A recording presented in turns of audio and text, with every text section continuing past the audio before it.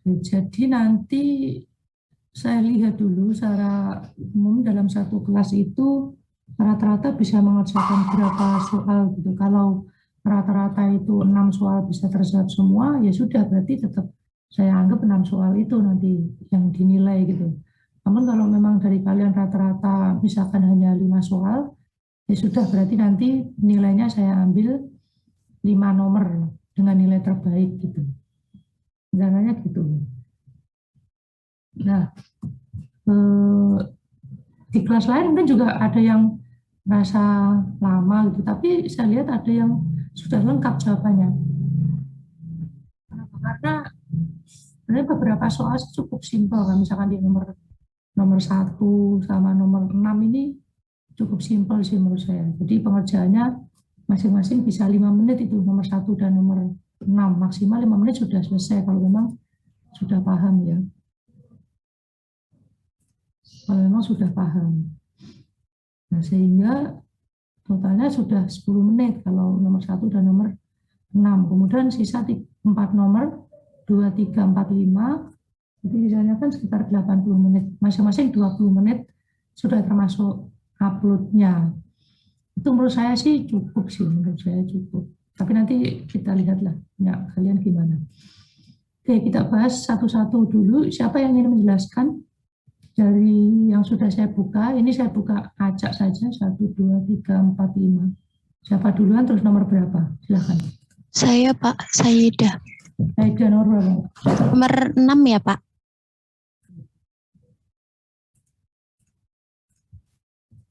Silakan, jelaskan. Jadi di sini saya ingin menjelaskan nomor 6, di mana ini grafik P versus T. Penjelasannya untuk soalnya saya nggak nulis ya Pak. Jadi langsung soalnya saya bacakan dulu ya Pak. Dari gambar sketsa dalam PT diagram berikut, jelaskan apa yang terjadi untuk masing-masing lintasan A ke B, D ke F, G ke F, dan jelaskan lintasan mana yang termasuk retrograde condensation. Untuk C-nya itu adalah titik kritis. Kemudian penjelasannya untuk C itu titik kritis. C titik pada A ke B itu menurut saya bukan termasuk lintasan retrograde condensation karena apabila di titik A diturunkan tekanannya mengalami saturated liquid di bagian A, kemudian di bagian A ke bawah itu saturated liquid, kemudian diturunkan ke arah B dan di bawah itu terjadi saturated vapor. Kemudian pada titik D ke F itu adalah lintasan retrograde karena apabila dari titik D diturunkan tekanannya mengalami 2 kali saturated vapor, yaitu di titik pada garis yang terkena di atas ya dan di bawah. Kemudian yang selanjutnya pada G ke F bukan termasuk lintasan retrograde condensation karena apabila titik G diturunkan tekanannya ke titik F pada kondisi keduanya pada kondisi superheated vapor. Jadi di atas itu fasenya liquid, kemudian di bawah itu fasenya vapor, di tengah itu vapor plus liquid, gitu Pak. Oke, ada tanggapan dari yang lain?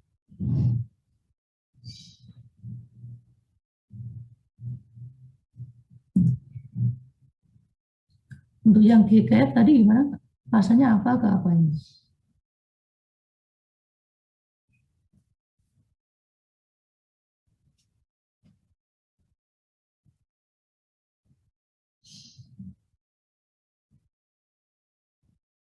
Rasanya titik apa?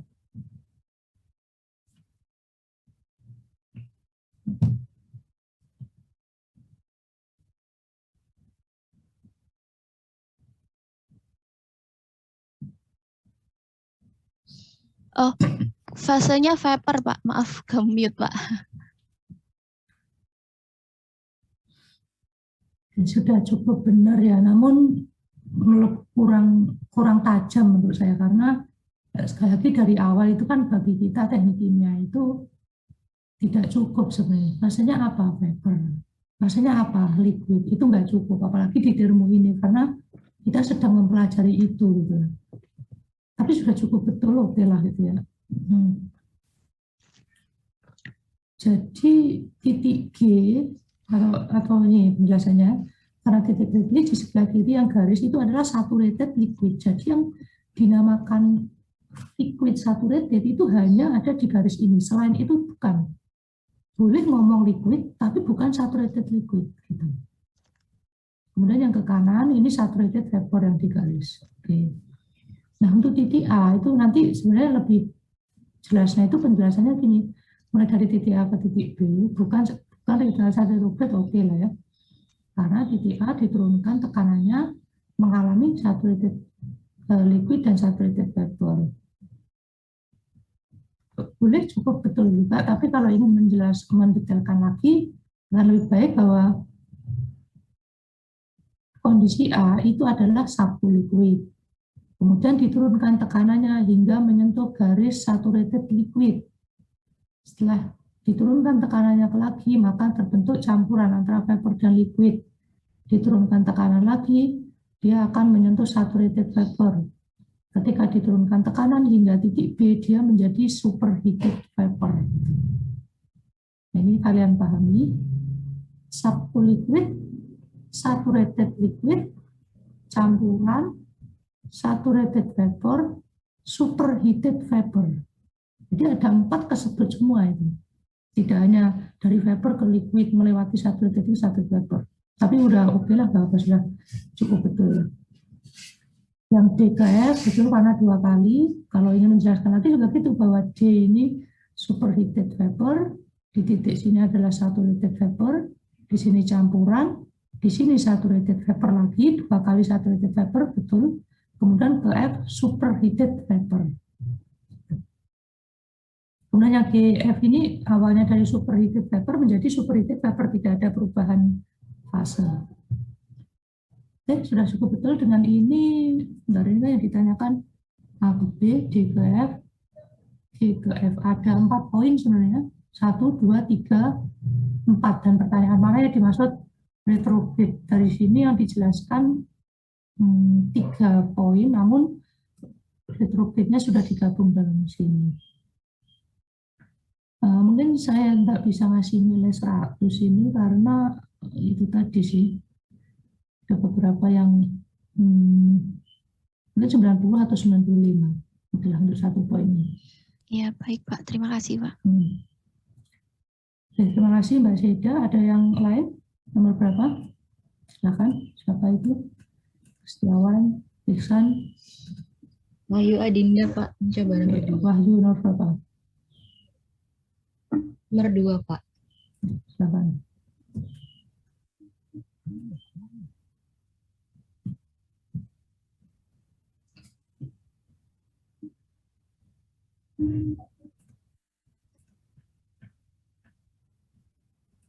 Diketahui pada soal dengan metan 60%, etan 5%, propan 20%, ibutan 15%, dengan tekanan 500 PSIA, temperatur 80 derajat Fahrenheit, ditanya fraksi vapor dan komposisi masing-masing fasa. Dari tabel the chart dapat diketahui nilai K dengan Z 0,6, metannya diketahui K-nya 5,1, etannya dengan Z 0,5 diketahui K-nya 1,2, propannya dengan Z 0,2 diketahui K-nya 0,38, ibutan dengan Z 0,15 diketahui K 0,13. Syarat flash calculation-nya sigma Y sama dengan 1. Dengan mencari V, yaitu dengan rumus sigma ZI KI per 1 plus V dikali KI min 1 sama dengan 1. Di sini diasumsikan bahwa V-nya awalnya diasumsi 0,5. Dengan V 0,5 maka dapat dicari Z1 kali K1 per 1 ditambah V dikali K1 min 1, yaitu 0,6 kali 5,1 ditambah 1, per 1 ditambah 0,5 dikali 5,1 dikurangi 1 ditambah 0,05 dikali 1,2 per 1 ditambah 0,5 dikali 1,2 dikurangi 1 ditambah 0,2 dikali 0,38 per 1 ditambah 0,5 dikali 0,38 dikurangi 1 ditambah 0,15 kali 0,13 per 1 tambah 0,5 dikali 0,13 kurangi 1 sama dengan 1. Dan didapatkan hasil dari Gold-Seek sebesar 0,7 V sebesar 0,752. Dari V sebesar 0,752 maka dapat dicari nilai L dengan L tambah V sama dengan 1. L-nya dapat diketahui sebentar, Pak. 0,247. Setelah mencari L, kita dapat mencari nilai Y dengan rumus Z1 kali K1 ditambah 1 plus V kali KI min 1. Y1-nya didapatkan nilai 0,749, Y2-nya 0,052, Y3-nya 0,142, Y4 0,056. Kemudian mencari nilai XI dari rumus YI kali KI dan X1 yaitu 0,749 dibagi 5,1 sama dengan 0,146. Dengan rumus yang sama mencari X2 0,043, X3-nya 0,374, X4-nya 0,434.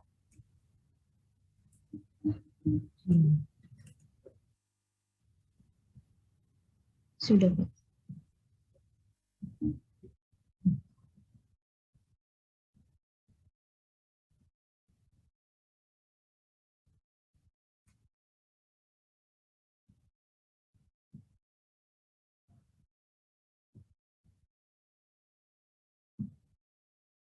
Pengertiannya sudah betul dengan menggunakan flash calculation ya. Jadi dari awal kalau saya lihat ini bahwa ini justifikasinya langsung bahwa ini adalah campuran vapor sama liquid sehingga langsung menggunakan flash calculation kemudian di iterasi ketemu nilai V-nya. Kalau V-nya tidak sama dengan 1 ya berarti campuran gitu terbukti. Namun kalau nilai V-nya sama dengan 1 itu bukan campuran, namun vapor. Bisa saturated vapor, bisa superheated vapor. Sampai ketemu L-nya, kemudian rumus Y, rumus X sudah betul ya. Cuman untuk angkanya karena ini juga tergantung dari pembacaan nilai K value ya. Nilai K value yang dari grafik jadi bisa beda-beda.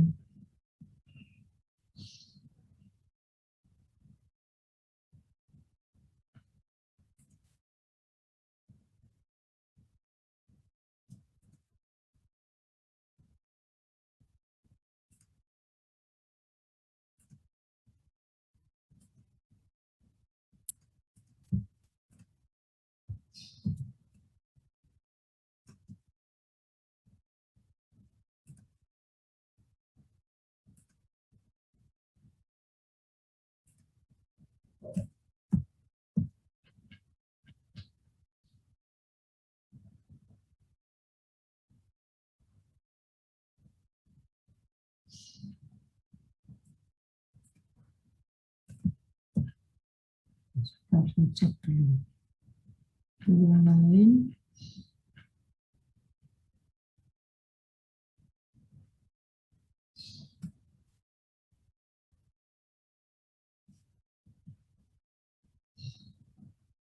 Ini nilai X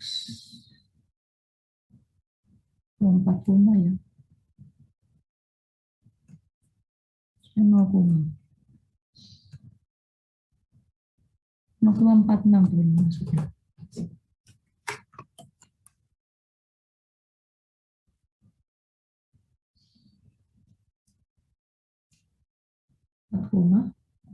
Salah berarti ini X4-nya. Kita masuk akal. Y per K, Y4-nya berapa? Sekian. Ini totalnya tidak 1 ya. Oh, menghitung Y-nya keliru. Maksudnya enggak gini.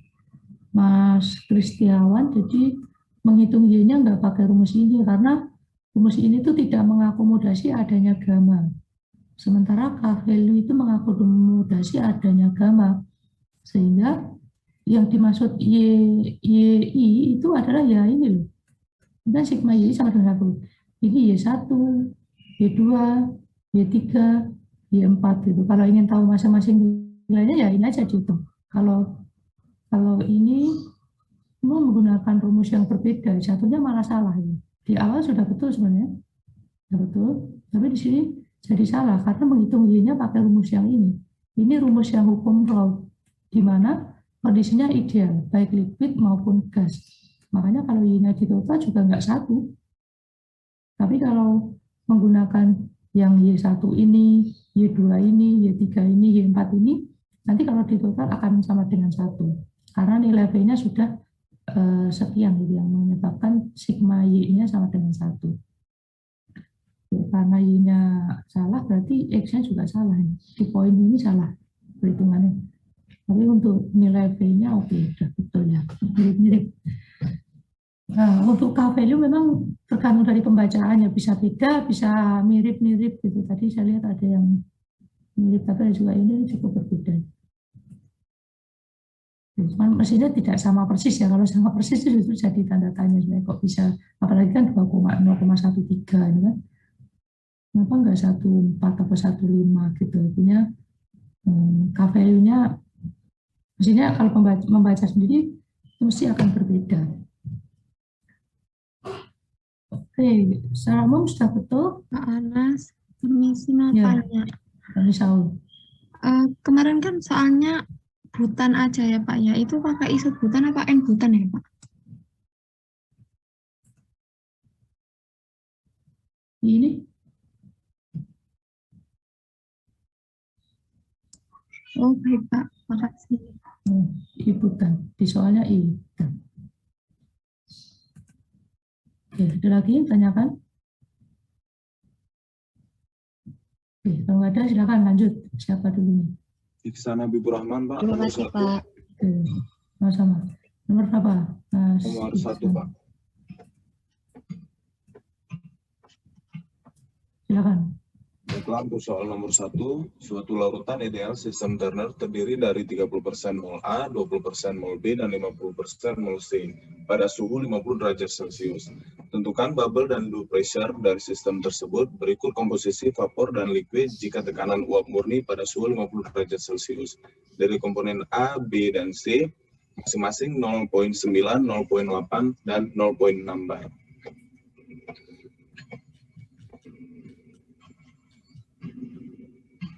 Baiklah, yang untuk nomor 1 diketahui temperaturnya 50 derajat Celcius, pH-nya 0,9 bar, PB-nya 0,8 bar, dan PC-nya 0,6 bar. Yaitu dikonversi ke KPA. Diketahui X1 0,3 mol, X2 0,2 mol, dan X3 0,5 mol. Dengan menggunakan Raoult's law, dihitung P bubble menggunakan persamaan 10,2. Yaitu dihitung X1 kali PA ditambah X2 kali PB ditambah X3 kali PC. 0,3 dikali 90 ditambah 0,2 dikali 80 ditambah 0,5 dikali 60. Itu dapatkan hasil 3 KPA. Kemudian untuk perhitungan pressure dew point-nya menggunakan persamaan 10,3, yaitu P2 sama dengan 1 per X1 per PA plus X2 per PB plus X3 per PC. Sedangkan 1 per 0,3 per 90 ditambah 0,2 per 80 ditambah 0,5 per 60 didapatkan P2-nya 70,58824 KPA, Pak. Baik, ada tanggapan dari yang lain? Ada sesuatu yang perlu disesuaikan di sini? Ada? Komposisinya seperti ini.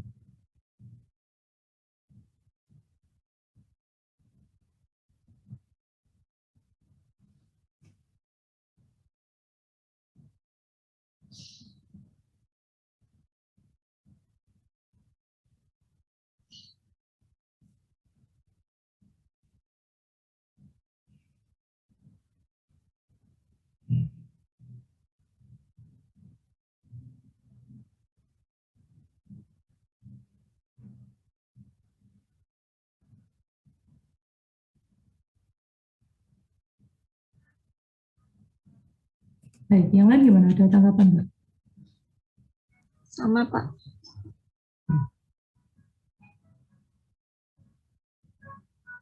Tiga 70,5.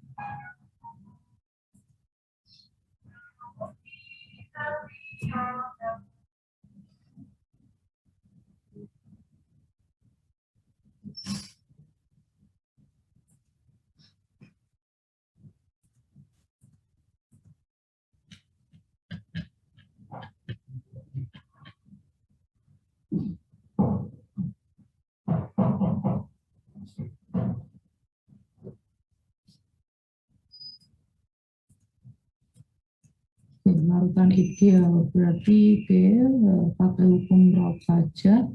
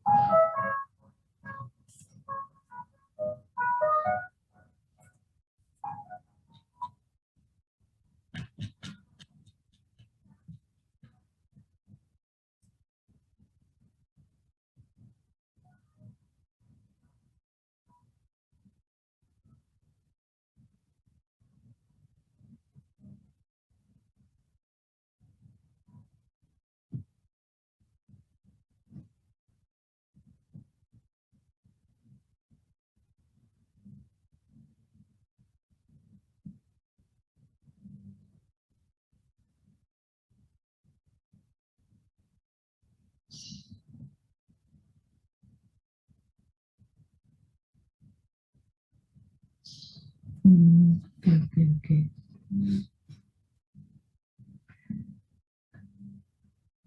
Dari ini ada K-value juga.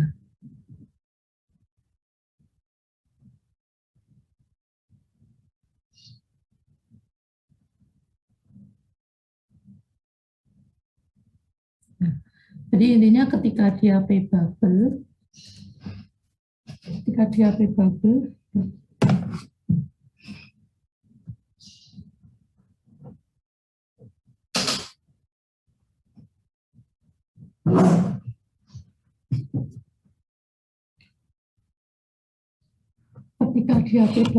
bahwa fraksi itu dianggap sebagai X gitu kan.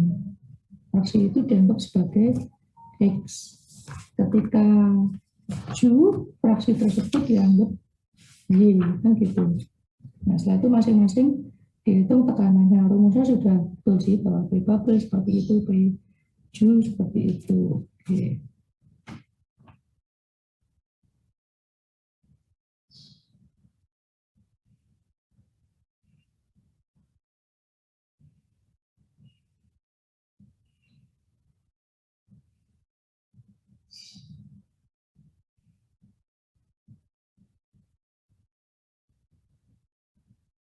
Ini mirip di contoh 10.5.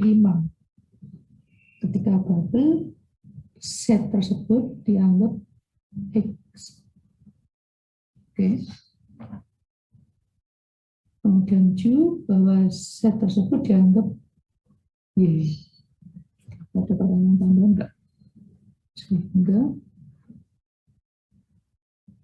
fraksinya ya belum dihitung ketika campuran. Untuk bubble B sama Jupi-nya oke, sudah betul ya.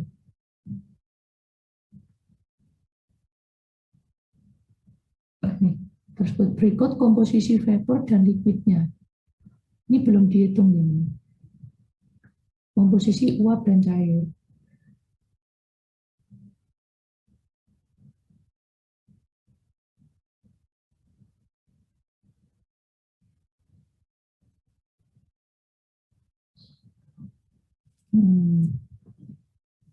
Ada yang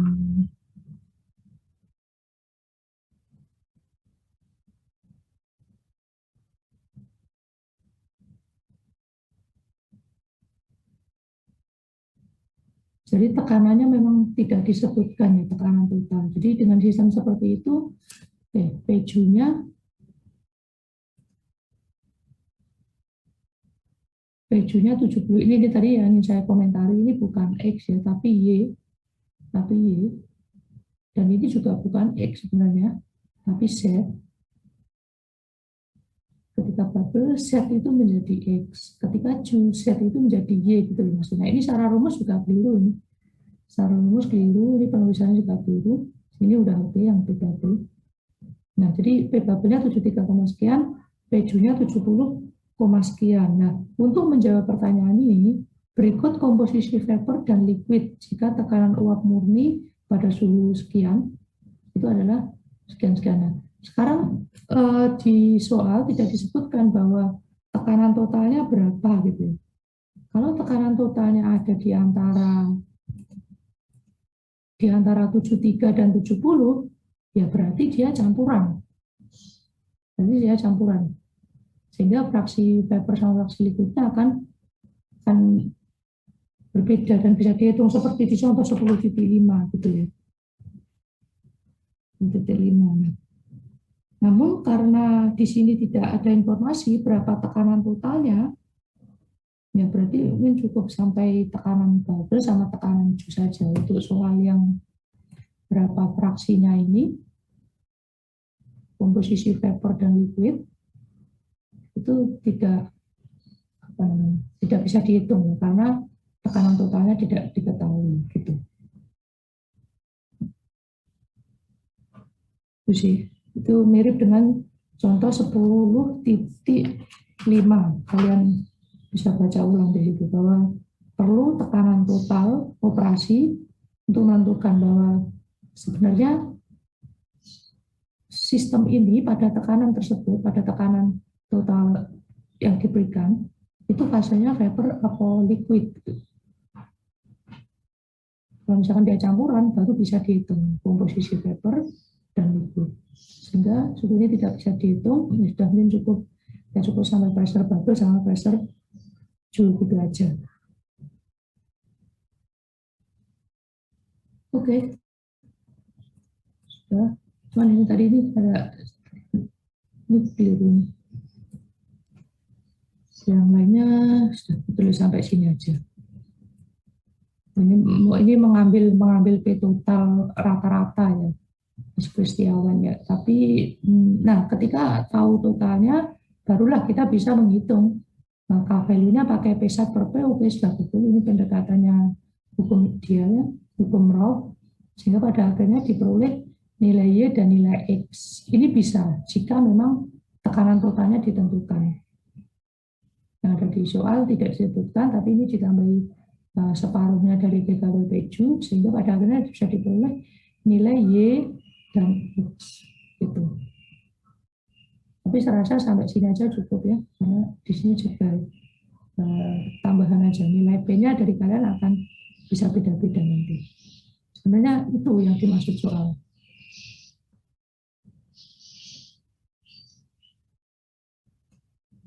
Oke, ada pertanyaan?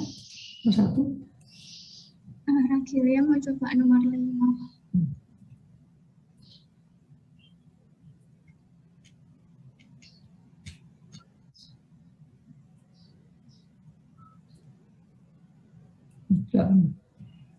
Sistem terdiri dari spesies 1 dan 2 pada suhu 300 Kelvin mempunyai tekanan uap murni 50 kPa untuk komponen 1 dan 65 kPa untuk komponen 2. Lakukan fase cair dari campuran tersebut dinyatakan dengan hitungan berikut. Ren gamma 1 sama dengan 1,08 X 2,2 dan ren gamma 2 sama dengan 1,01 X 1,2. Gambar PXY diagram dari sistem tersebut. Apakah sistem tersebut membentuk azeotrop pada suhu di atas? Apakah menyimpang secara positif atau negatif terhadap hukum Bohr, dan tentukan titik azeotropnya.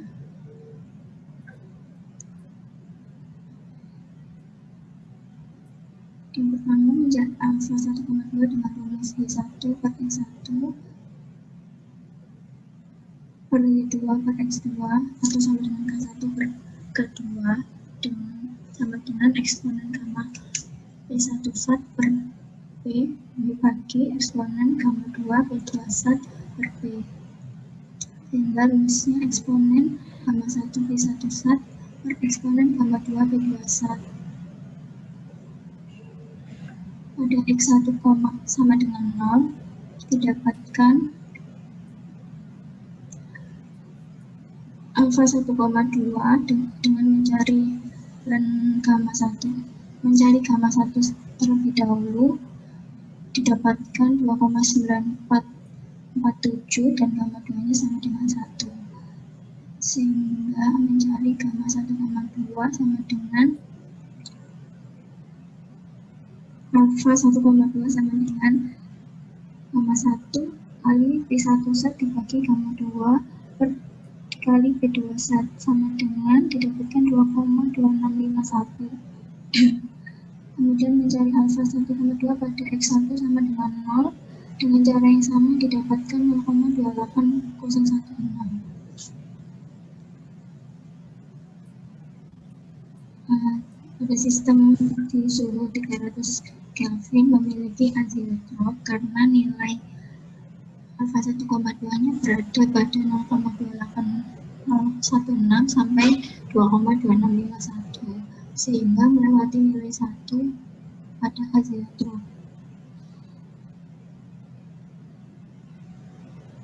Untuk diagramnya belum buat. Sebenarnya belum dibuat.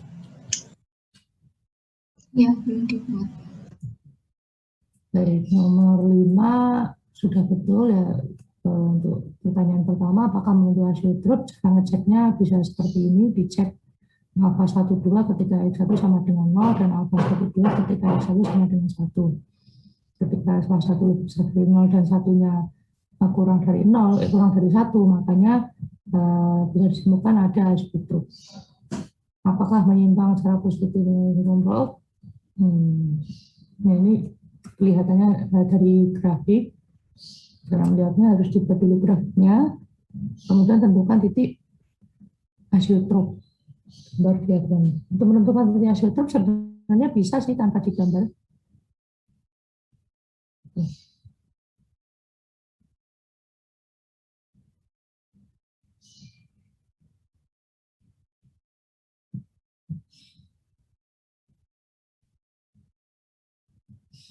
Oke, ada tanggapan dari yang lain, saya lihat.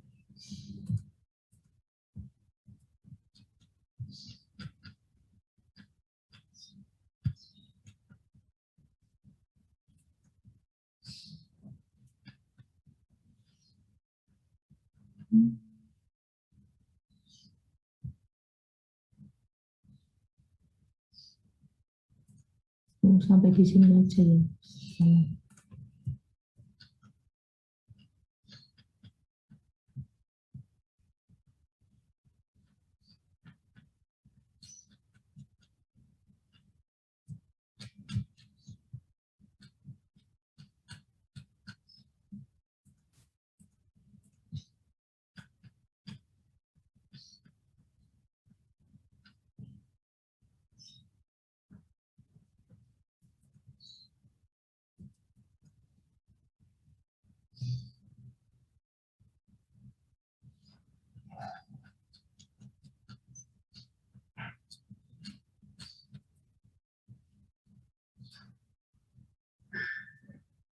Oke, sampai di sini saja juga. Menentukan titik azeotropnya kan sebenarnya bisa, ada di contoh soal juga.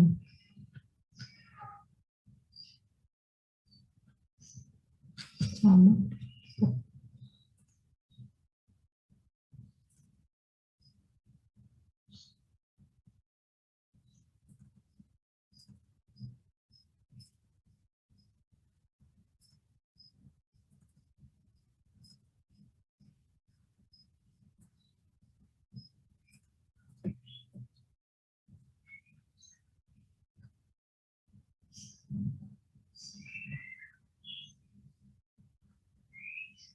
Oke, sama berhenti di sini juga.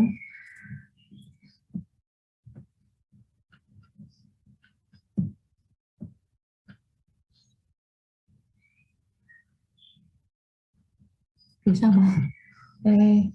Tahu kenapa enggak dilakukan? Padahal sebentar sedikit lagi sih. Kalau bikin Excel kan juga cepat aja sebenarnya. Kalian buka Excel terus tinggal drag aja, tinggal dikasih nilai X mulai dari 0 sampai 1 gitu, terus dimasukkan sehingga diperoleh gamma. Setelah diperoleh gamma dihitung nilai P-nya. Setelah P pakai P double aja, mudah itu. X gamma X kali gamma kali P1. P1 kan sudah ada. Jadi yang menerima itu penyelesaiannya begini.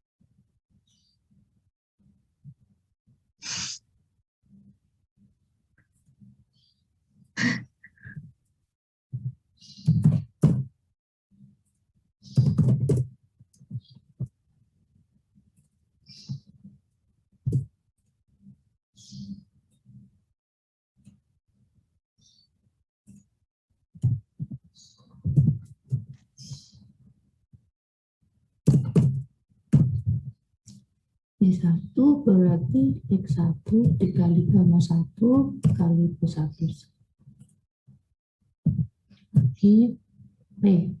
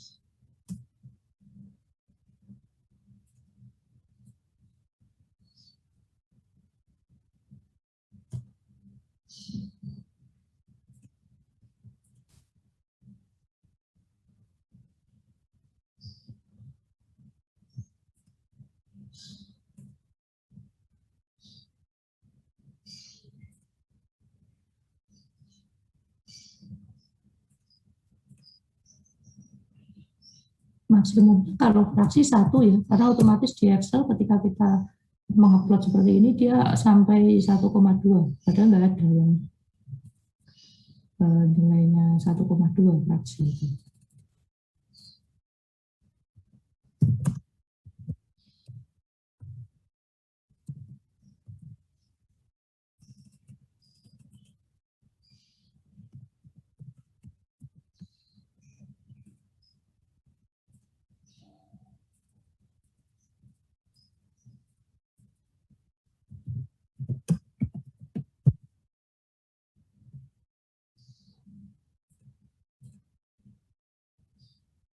Wajibnya belum muncul.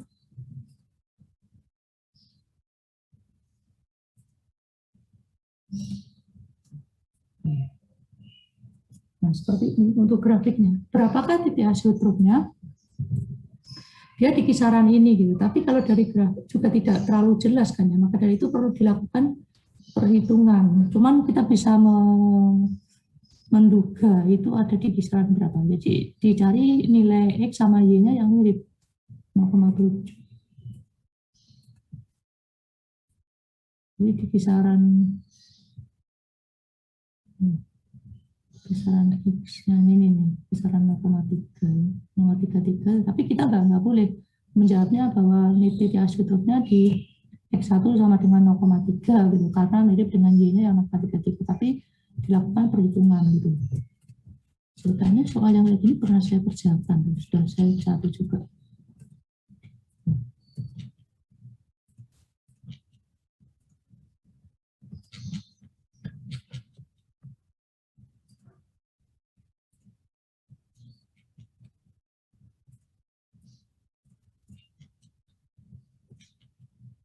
Nah, silakan kalau ada yang ditanyakan ya. Sudah lagi.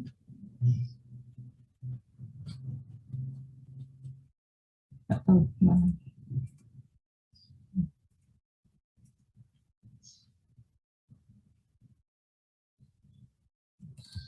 Nah, gimana cara memperoleh asyutrup? Ya bisa pakai cara yang ada di buku.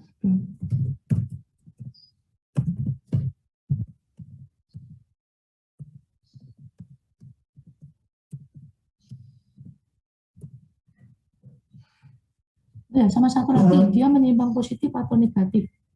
Jadi untuk menjawab itu diperlukan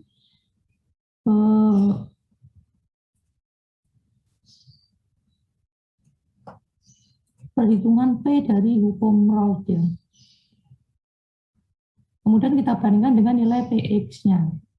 Di sini PX yang hijau itu dia melengkung ke atas sehingga menyimpang positif. Nah, kenapa menyimpang positif? Karena kalau hukum Raoult itu kalian plot, nanti hasilnya sebenarnya dia akan linear antara P2 dan P1. Dia akan linear gini. Linear. Nah, untuk mengetahui linear gimana ya, kita kalau ingin menambahi nggak apa, tapi kalau enggak, kalau kalian sudah tahu bahwa ini melengkung ke atas, berarti dia menyimpang positif. X1 dikali P1 saat nggak pakai gamma ya, kalau hukum Raoult ya, kali P2 kali X2.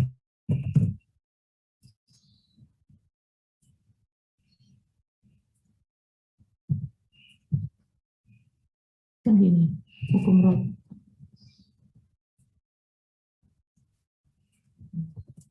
Nilai P ini di atasnya P ideal, sehingga itu menyimpang positif. Maksudnya seperti itu. Kalau ingin ditambahi bisa juga.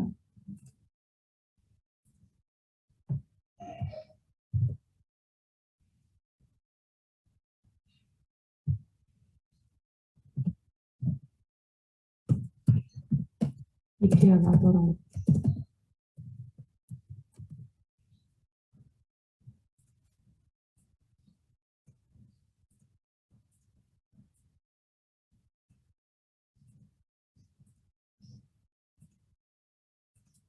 Nah, ini jadinya.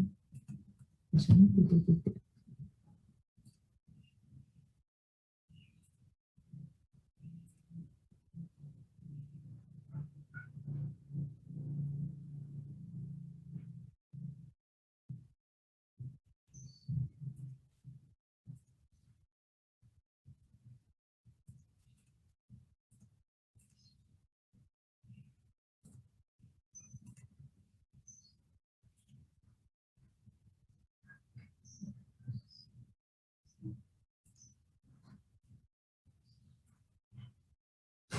Ini butuh model correction line yang dilangi line, tapi markernya harus ada. Oke, ini border maksudnya gini.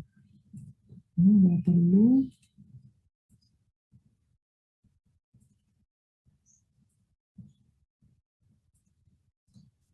Warnanya merah. Nah, ini jadinya. Yang hukum roll itu dia linear. Nah, yang punya kita sekarang, yang PX ini, itu adalah melengkung di atasnya. Sehingga itu menyimpang positif.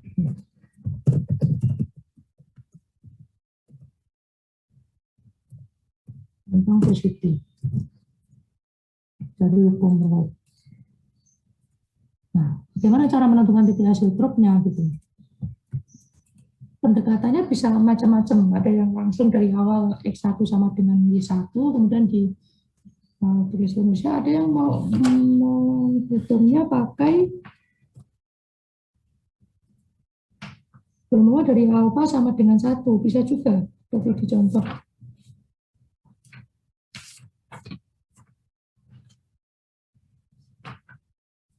Contoh 10.3. Kita pakai alfa sama dengan 1 aja. Alfa 1, 2, sama dengan 1. Di mana alfa itu apa? Definisi alfa itu adalah Y per X gitu. Atau kalau mau langsung dibuat ya di situ gamma 1. Kalian simak di halaman 354 ya. Gamma 1 per aset, maksudnya hasil drop, itu sama dengan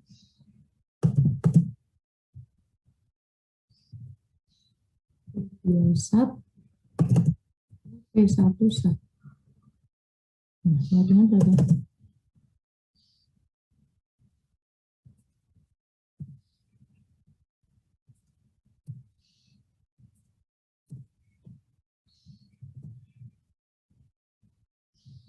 Ya, nah sekian ini sama dengan apa?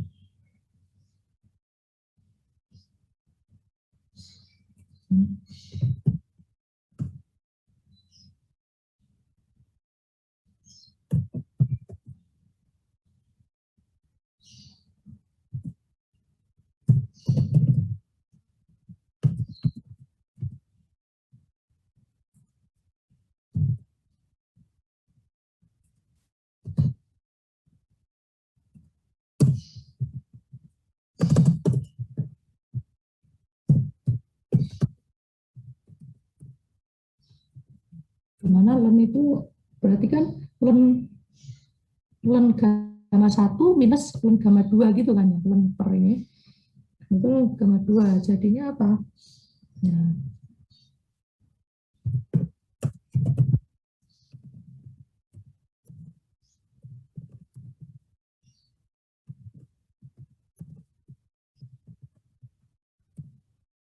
rumusnya ini dimasukin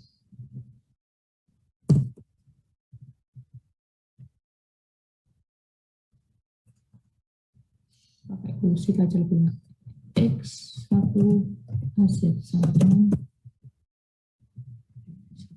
sekitar tadi 0,3 karena suku ini. Nah, len gamma 1 aset minus gamma 2 aset itu apa berarti? Ini dikurangi ini kan, namun nilai X-nya ganti X1 aset gitu, sehingga terus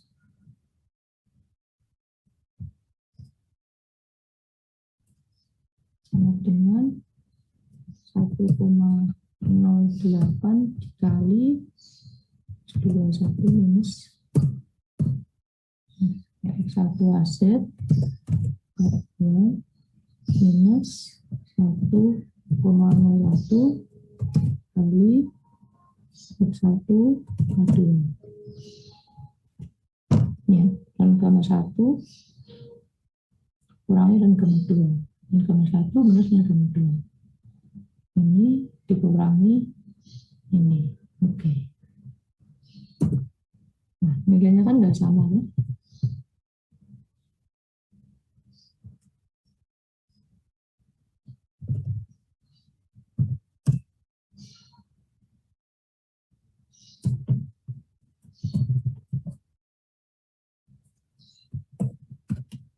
Sekarang deviasi ln gamma berapa? Ya.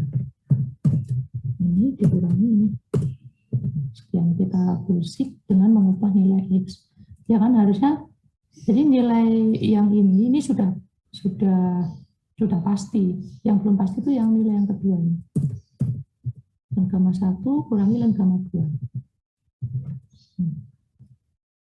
Nah, nanti yang berubah adalah nilai yang kedua ini, ln gamma 1 aset minus ln gamma 2 dengan mengubah nilai X-nya.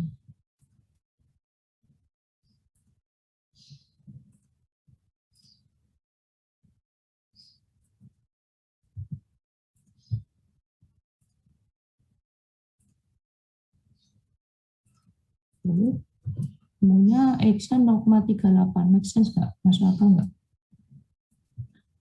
0,38, nah, di kisaran gini dia bukan 0,4 juga, karena kalau digambar kan tidak terlalu kelihatan. Makanya ini harus dihitung. Di sini 0,3 itu 33, 0,4 dia 0,39. Dan ternyata di antara ini jadinya 0,38. Jadi pada saat 0,38 ini nilai X-nya dan nilai Y-nya sama, yaitu sekian. Sehingga tidak asitrofnya biasanya nilai X sama nilai P-nya kan.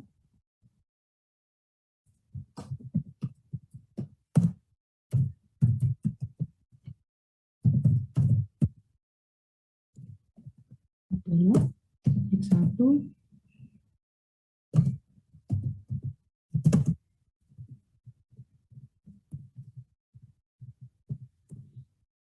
dan P. P aset.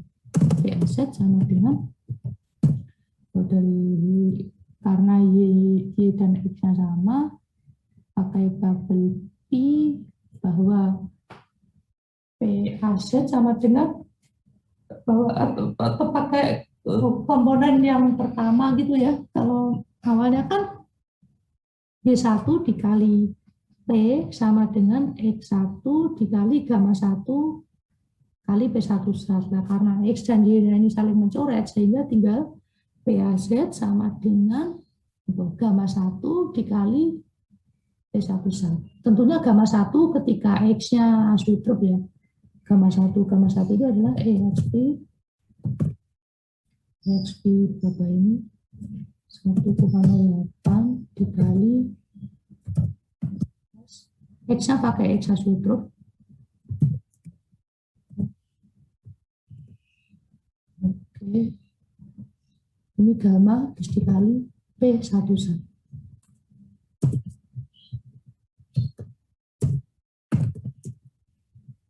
Coba 75 sekian masuk akal nggak? Daerah sini, sekitar sini, oke lah.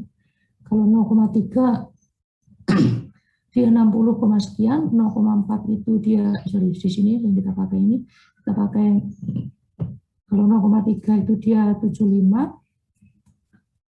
kalau 0,4 dia 75,34. Nah, sehingga di antara ini 75, berapa ya? Jadinya 75,41. Di antara ini enggak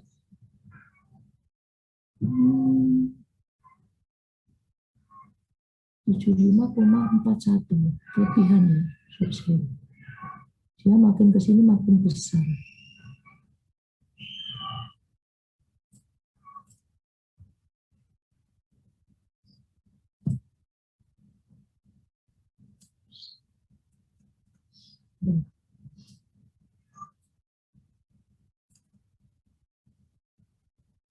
Nampak.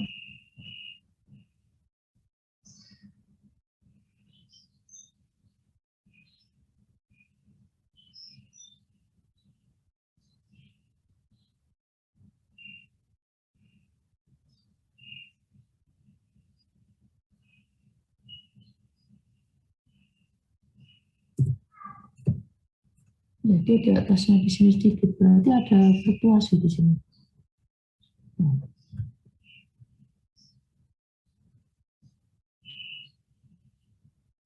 Oh ya, betul. Masuk akal. Kenapa saya bilang masuk akal?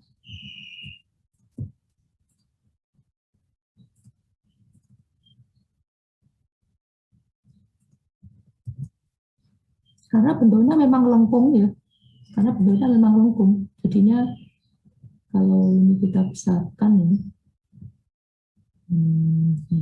kalau kita besarkan,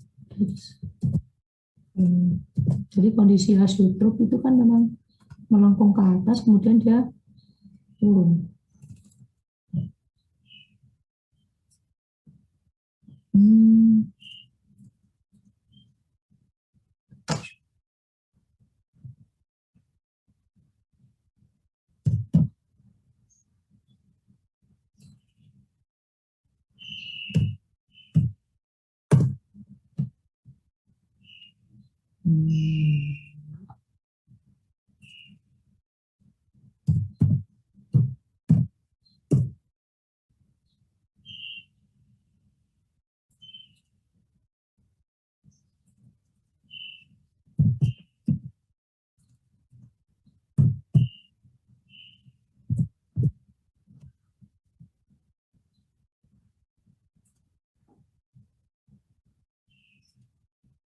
Nah, kalau saya perbesar, ini bentuknya apa namanya patah-patah ya, karena memang datanya tidak terlalu smooth. Artinya dengan increment 0,1 ini ternyata tidak membuat smooth kalau memang kita zoom di titik di kisaran ini, sekitar 0,3 sampai 0,4 dan nilai P-nya 75, sekian sampai 75 setengah itu. Jadi itu kita fokus melihat ke sini. Kalau saya perbesar dia seperti ini. Nah, jadi pada saat asiotrop nilai X-nya 0,383. Jadi di sini. Jadi yang benar-benar asiotrop dia di situ di kisaran sini. 0,39. Nah, gitu ya. Di sini 0,39 berarti 0,383 itu di kisaran sini. Nah, kenapa pada saat di X1-nya 0,4 dia turun? Ya karena memang ini merupakan titik tertinggi gitu. Titik tertinggi yang dimana terjadi nilai yang sama antara X1 dan X2. Jadi masuk akal nilai P aset yang lebih tinggi daripada ketika X-nya 0,4 yang cuma 75,34. Jadi justru malah turun yang ketiga 0,4.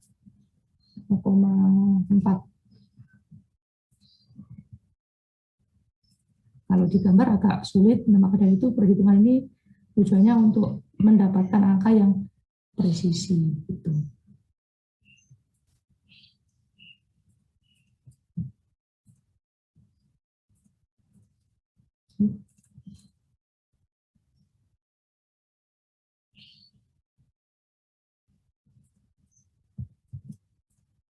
Oke, ini jawabannya berarti.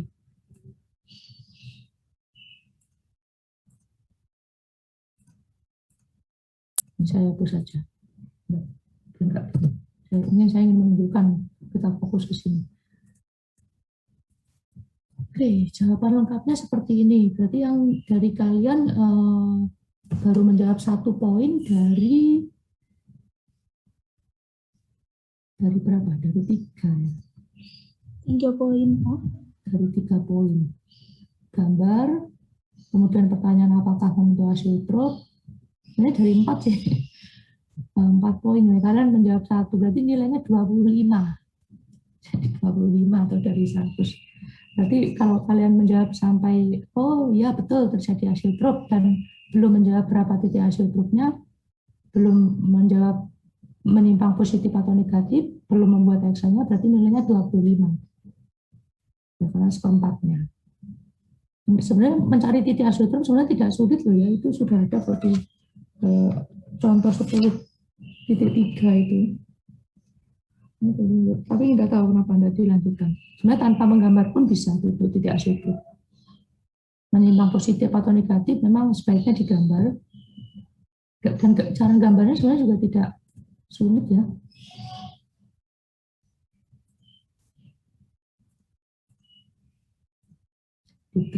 Oke, nanti ini saya capture, saya kasih ke kalian. Tentunya PDF-nya yang nggak perlu saya kasih Excel-nya, supaya terbayang gimana sih cara mengerjakannya. Gitu.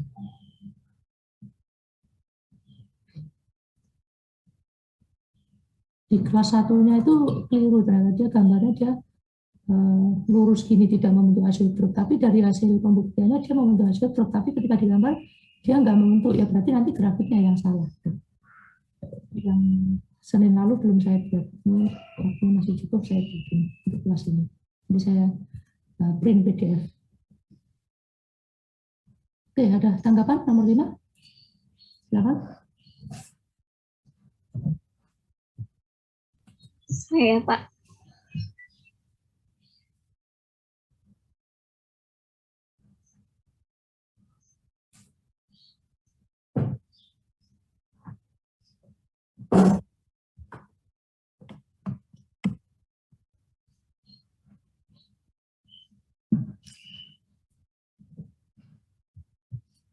Ada? Kalau nggak ada, ini saya lanjutkan untuk nomor 4.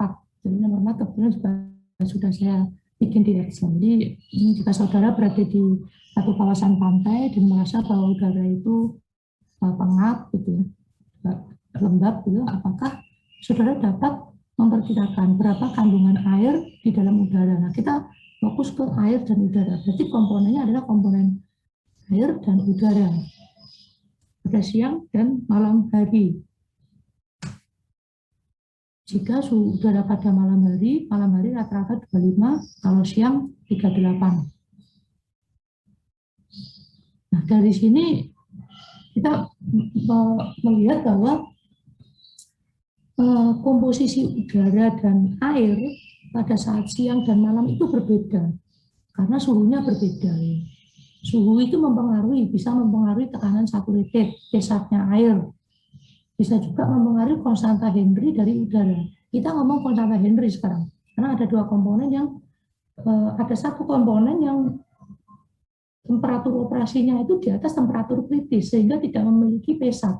Udara itu tidak memiliki pesat pada saat temperatur 25, 38, ataupun 28, dia nggak punya. Kenapa? Karena udara itu PC-nya kecil sekali. Gitu. PC-nya kecil sekali. Jadi PC maupun TC-nya itu kecil sekali. TC-nya itu sangat kecil, sehingga suhu ambien 25 pun dia sudah jauh di atas TC, sehingga tidak memiliki pesat untuk udara. Oleh karena itu kita harus gunakan hukum Henry. Gitu. Udara nilai TC-nya 132,2 Kelvin, kecil kan? Suhu 0 derajat aja 273 Kelvin. Ini 132 berarti minus. TC-nya itu minus. Ya udara, berarti khusus untuk udara kita aplikasikan hukum Henry, khusus untuk air kita aplikasikan hukum Raoult. Poin-poinnya di situ.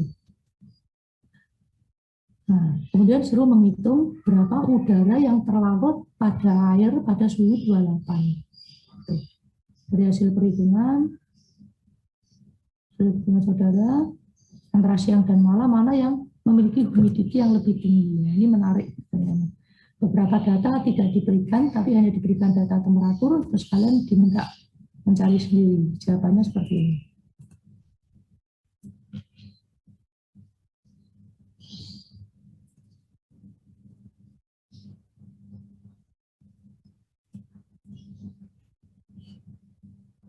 udara PM-nya sekian, air sekian, water PM-nya sekian, temperatur malam, temperatur siang, temperatur 28 yang ditanyakan.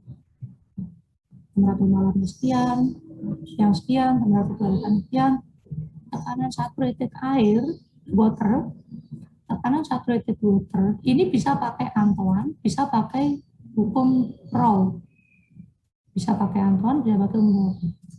Karena tujuan kita itu masuk ke sini dulu. Spesies 2, yaitu water, kita aplikasikan hukum Raoult. Spesies 1, udara, kita aplikasikan hukum Henry. Nah, ketika hukum Raoult ini kan memerlukan pesat, sehingga pesat perlu dicari, mencarinya dengan menggunakan data temperatur. Pakai Antoine boleh, pakai steam tabel juga boleh. Tadi saya lihat jelas kalian ada yang pakai Antoine yang bisa lihat. Nomor 4.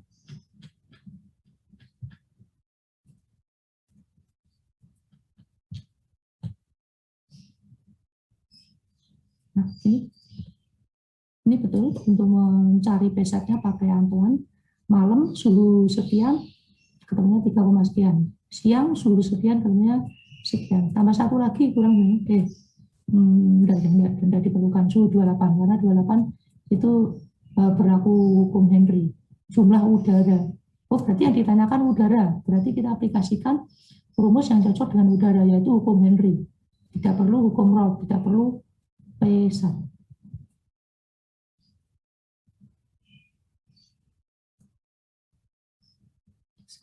Ini maksudnya sebelah sini malam gitu ya. Sebelah sini malam oke. Sebelah sini siang oke. Ini sudah betul ya bahwa Y2 itu berarti fraksimal water di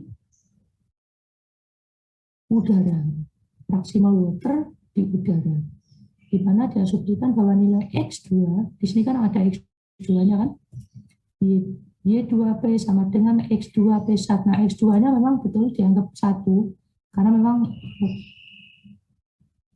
hampir murni lah ya.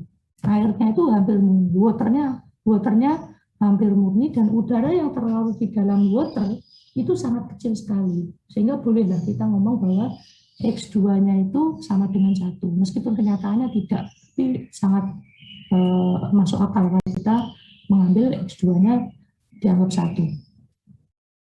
Sekian-sekian, oke.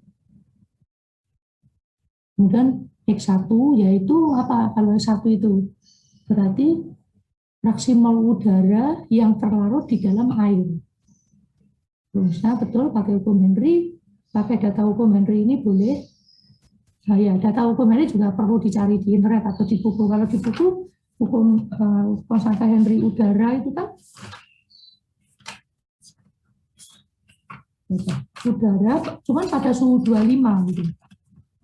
Gas air gini ya.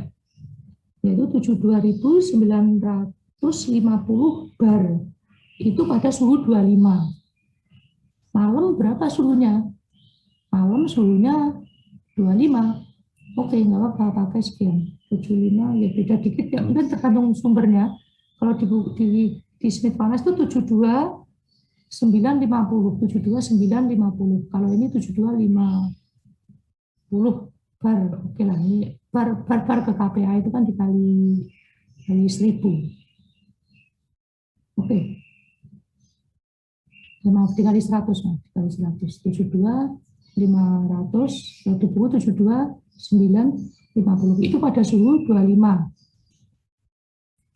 Oke, betul, berarti jawabannya sekian. X2-nya sekian. Untuk yang siang, oke, P1-nya Y2-nya sama dengan ini.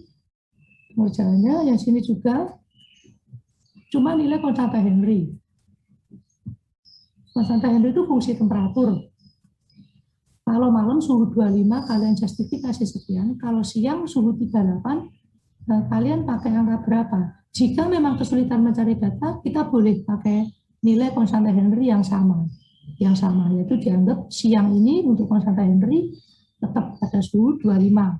Sehingga konstantanya sekian, dimasukkan ketemunya sekian, sekian. Oke.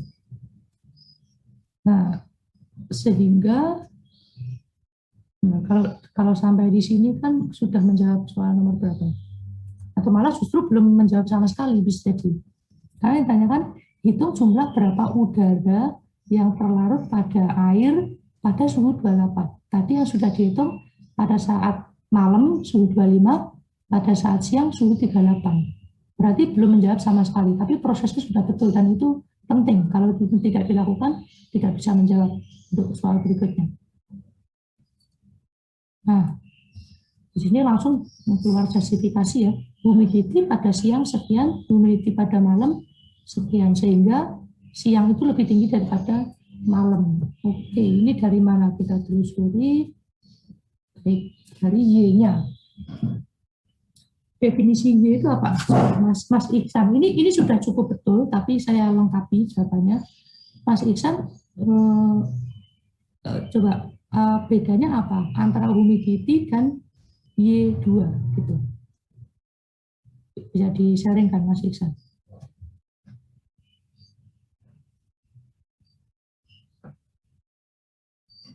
Ada Mas Iksan?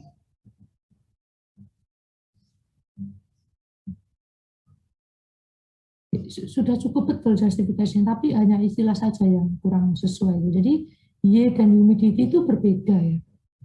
Kalau Y itu adalah fraksi mol komponen, kalau 2 berarti fraksi mol water, fraksi mol uap air di dalam gas.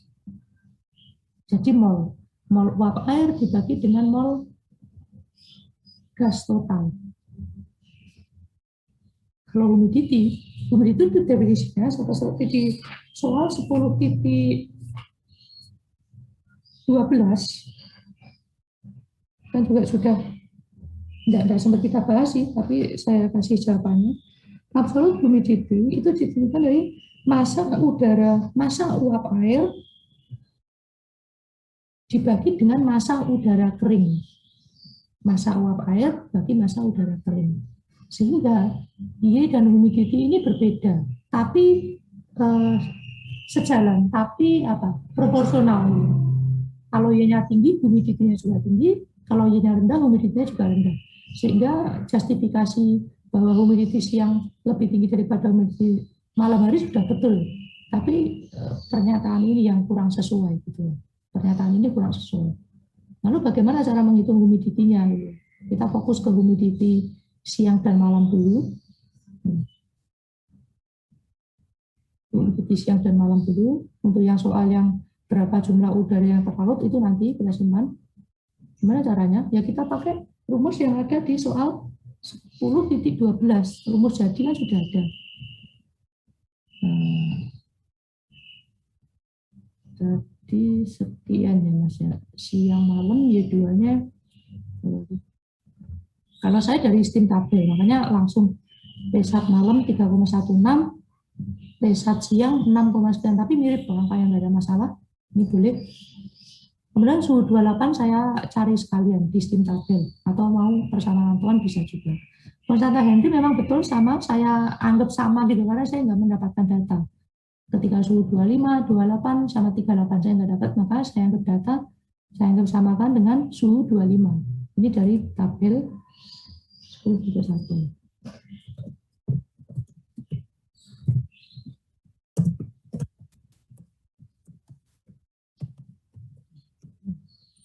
Itu pada suhu 25 derajat Celcius. Untuk suhu 38 saya anggap sama karena saya nggak punya data, terus mungkin nggak terlalu signifikan. Pada suhu 28 saya anggap sama. Oke. Y2 ini ya, siang malam punyanya Mas Iksan tadi berapa? Siang malam, Y2 siang malam. Y2 siang 0,06, di sini 0,3. 0,06 sama 0,3. Di saya 0,06, 0,03. Sudah mirip. Betul ya, karena memang juga nilai P1-nya agak beda dikit. Y-nya oke, clear. Nah, pada suhu 28 belum dihitung. Nah, oke. Nah, kemudian yang dihitung Mas Iksan itu justru sebenarnya yang tidak ditanyakan. Jadi X1 siang, X1 malam justru dihitung, tapi sebenarnya tidak ditanyakan. Ya, hitung jumlah berapa udara komponen 1 yang terlarut di dalam air sehingga X1 di sini. Namun pada suhu 28, bukan pada saat siang maupun malam. Yang dihitung Mas Iksan siang malam, oke nggak apa-apa, itu nggak jadi masalah. Tapi sebenarnya yang lebih penting itu menghitung di sini pada suhu 28. Berarti kita aplikasikan hukum Henry. Nah, ternyata untuk menggunakan hukum Henry pada saat ini, pada saat suhu 28 untuk spesies 1 itu memerlukan Y2 pada saat suhu 28. Sehingga Y2 saat suhu 28 juga perlu dihitung. Nah, ketemu sekian, suhu 28, ketemunya ini sama seperti pada saat menghitung siang malam gitu ya. 1 dikali P1 per P. 1 ini kenapa? Karena asumsinya X2 sama dengan 1. Nah, setelah dapat Y2 pada saat suhu tersebut, kita bisa menghitung X1 pada saat suhu tersebut. Yaitu Y1 dikali P dibagi dengan rangka Henry pada saat suhu tersebut.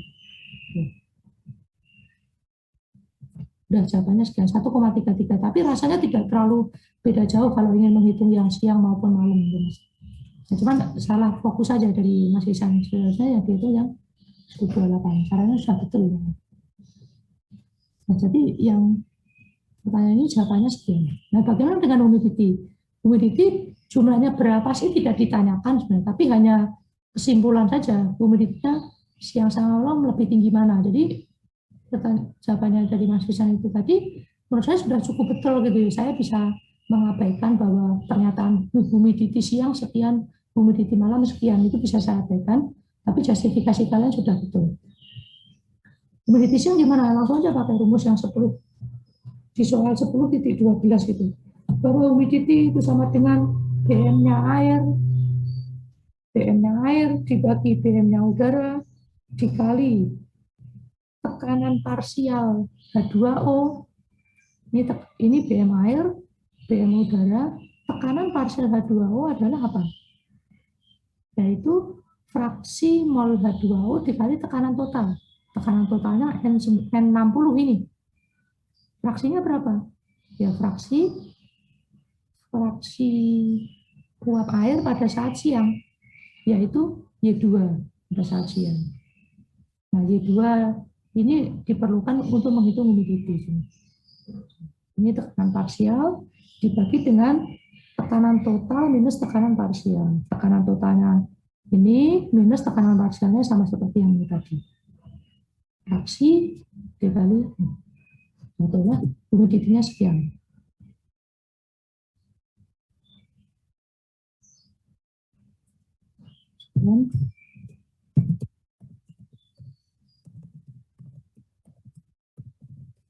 Mau dikasih satuan seperti ini. Jadi massa uap air per massa udara kering. Itu yang malam gimana? Caranya sama, namun memakai Y2 yang malam. Nanti saya capture aja nomor 4 dan nomor 5 tadi. Saya capture, saya share ke kalian. Nomor 5 yang grafik ini tadi. Saya tahu caranya seperti itu.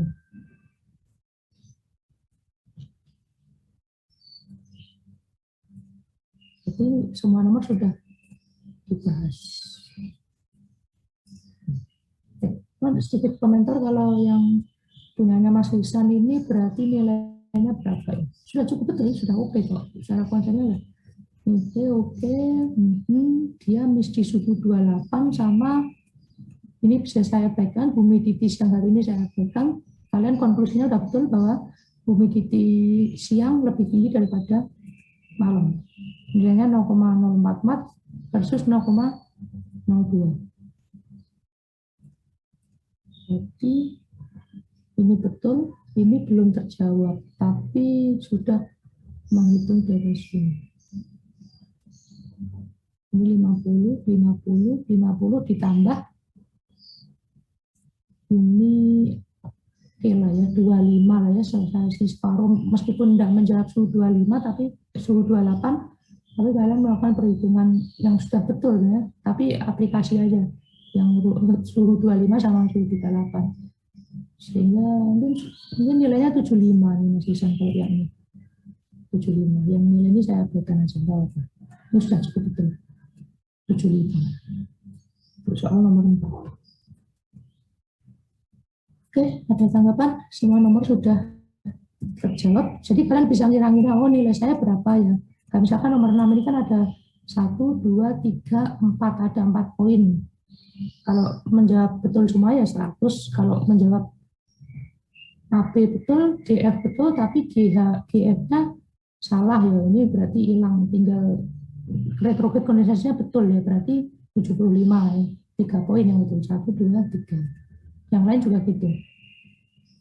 Pertanyaan yang poin ini tadi grafik. Apakah membentuk azeotrop, menyimbang positif atau negatif, dan titik azeotropnya berapa? Ada 4 poin. Kalau hanya gambar saja ya 1 poin. Bisa menjawab ada azeotrop atau enggaknya ya 2 poin, dan seterusnya. Jadi masing-masing ini 25 poin. Yang lain juga gitu. Yang lain juga gitu. Ya, supaya kalian bisa mengira-ngira nilai saya berapa gitu, supaya nanti lebih optimal lagi pada saat kuis berikutnya. Oke, itu dari saya pembahasan kuis. Ada yang tanyakan? Silakan. Oh ya, nomor 3 belum. Nomor 3 ini saya jelaskan supaya lebih cepat.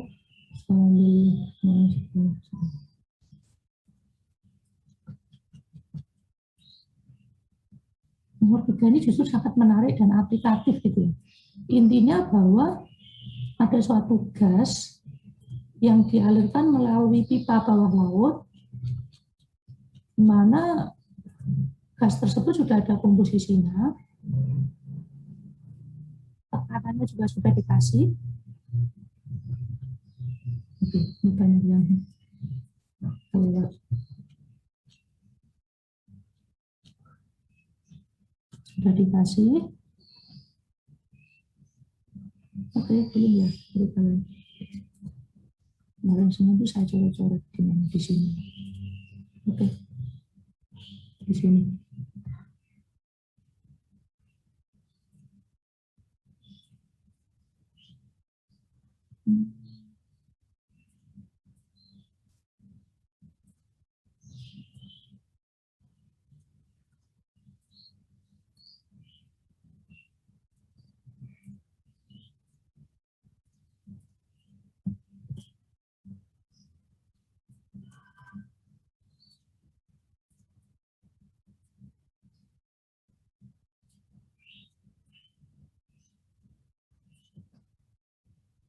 Gas alam itu tidak boleh terkondensasi. Nah, karena kalau terkondensasi nanti pressure drop di dalam pipa akan naik, akan potensi terbentuk korosi, menghasilkan korosi ya, menyebabkan korosi di tempat pipaan. Dan itu masalah banget itu, masalah terkait dengan operasional. Nah, kasus ini komposisinya sekian, dialirkan melalui subsea.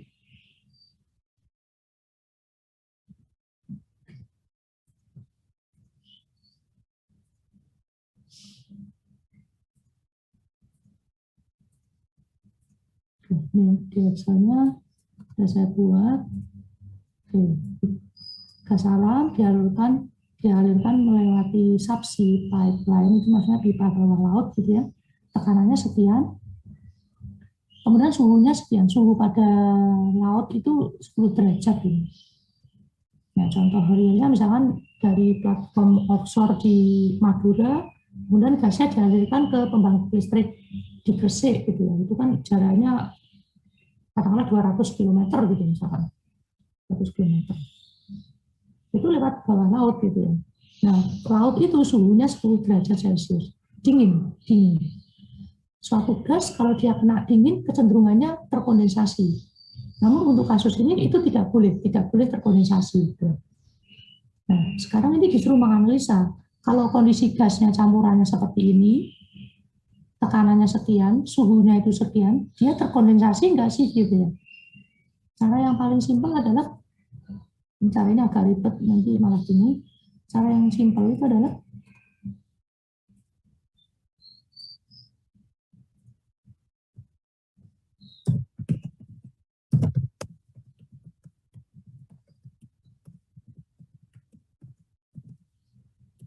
voltase.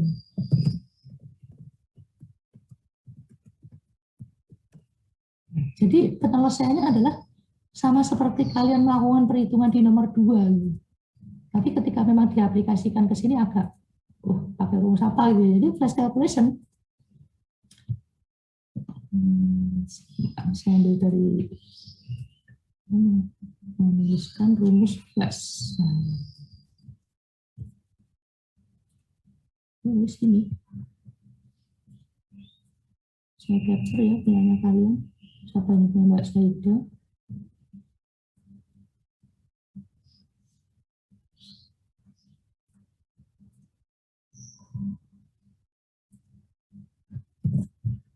Yes, rumusnya ini. Stepnya sudah ada. 1, 2, 3.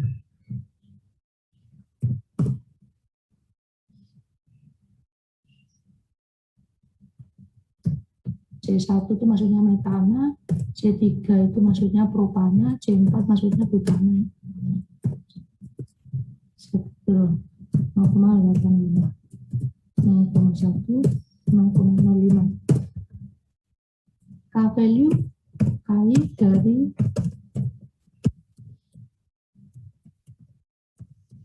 depreciation chart. Memang depreciation chartnya perlu ekstrapolasi atau perlu perkiraan karena depreciation chart maksimalnya cuma 800 PSIA. Tapi kalian nggak apa, ini merupakan suatu pendekatan. Kalau sudah dapat ini,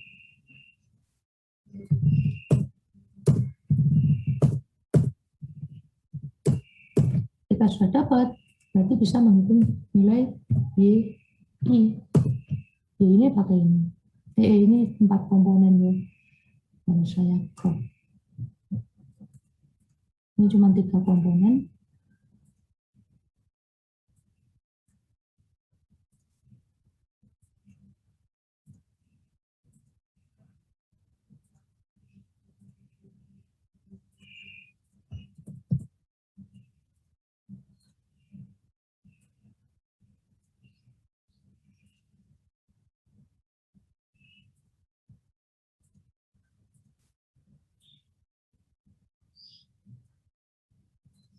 Karena suatu saat harus dengan cepat yang utak-atik pakai Excel ini kalian perlu latihan crop dan lain-lain supaya tampilannya lebih mudah, lebih cepat dalam menjelaskan dan menentukan 1, 2, 3 sama dengan 1. Nah ini dihitung karena depreciation chart kan sudah pasti tuh karena nilai P dan T-nya sudah tertentu. Sehingga K value-nya nggak perlu di trial, langsung aja dibaca ini. Cuma tadi ada sedikit keterangan dari buku Smith Finance maksimalnya 800. Ini kalau 1000 ya kalian ekstrapolasi aja nggak apa, suatu pendekatan nggak ada masalah. Karena yang ditanyakan kan bukan berapa nilai V-nya, tapi apakah itu terbentuk kondensasi atau enggak.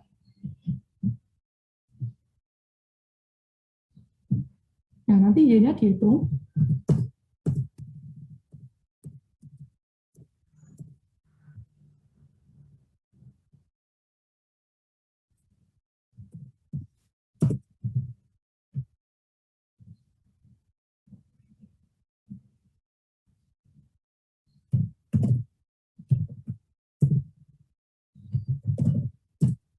Nanti V-nya di gulsik sama sekali kalian mau jaga setengah.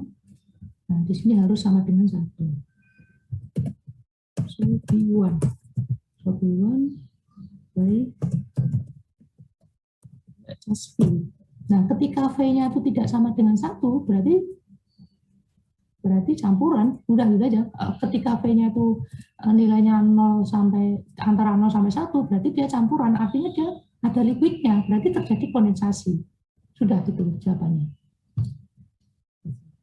Jadi sebenarnya pengerjaannya cukup simpel, tapi memang ketika masuk ke soal yang aplikasi gini kadang membingungkan juga.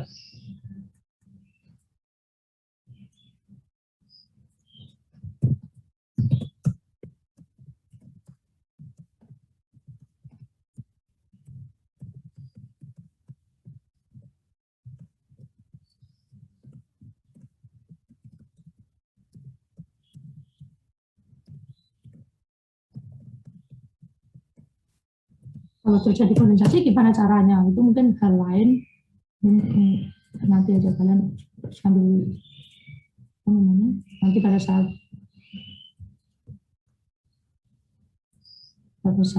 menemui masalah itu baru dipikirkan. Sebenarnya bisa bagaimana sih, itu tugas kita ya, supaya dia tidak terjadi kondensasi, bagaimana caranya, macam-macam. Ada yang tekanannya itu diturunkan sedikit gitu ya. Ada juga yang dinaikkan suhu, kurang praktis karena selama 200 km itu di suhu sekeliling lingkungan itu kan suhu air laut itu kan tetap 10 derajat ya. Meskipun kita mengalirkan gas yang awalnya katakanlah suhu 30 gitu, kena suhu 10, ya dia lama-kelamaan akan menuju 10 juga. Karena 10 ini tidak terbatas, sepanjang 200 km itu suhunya 10 semua. Sehingga meskipun awalnya suhu 30, ya dia akan menuju ke 10, dan ujung-ujungnya kondensasi juga ketika dia menyentuh 10 derajat Celcius. Ini seperti ini caranya. Nah, cukup simpel. Tapi pakai cara yang lain teman ini agak ribet, malah nggak usah. Nah, berarti nanti saya capture, saya kasih PDF-nya ya, untuk 3 nomor tadi. Nomor 3, 4, dan 5. Oke, ada tanggapan? Silakan. Mas.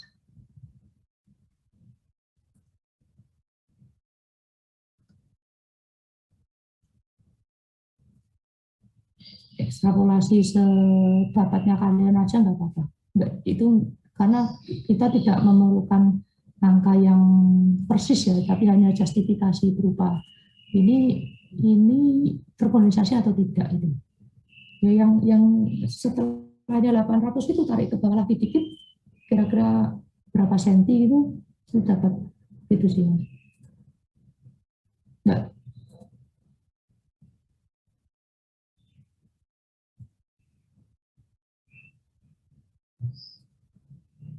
Iya.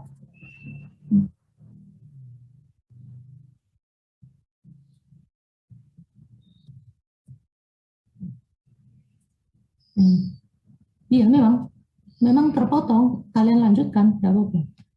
Itu hanya suatu pendekatan aja, karena pertanyaannya tidak spesifik berapa sih nilai V-nya. Kalau berapa nilai V-nya beda lagi, tapi itu merupakan cara terbaik yang bisa kalian lakukan sih untuk mendapatkan nilai KPI, tidak apa-apa, diekstrapolasi itu. Tapi kalau untuk keperluan pekerjaan jangan dilakukan serius. Kalau dia terpotong, hati-hati. Kalau nggak terlalu yakin, kalau juga diekstrapolasi kok bentuknya kayak gini, kalau nggak terlalu yakin, pakai HC saja. Ini saya tunjukkan pekerjaannya pakai HC. Nomor 3, nomor 3. Silakan sembari saya buka HC-nya, kalian ada yang tanya?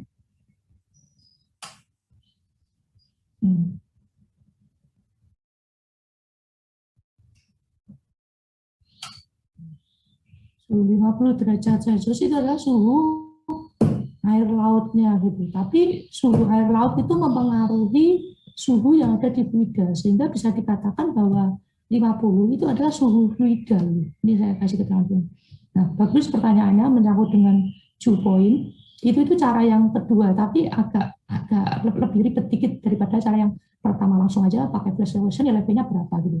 Cara yang kedua adalah seperti ini. Nah, ini kelihatan bawah ya.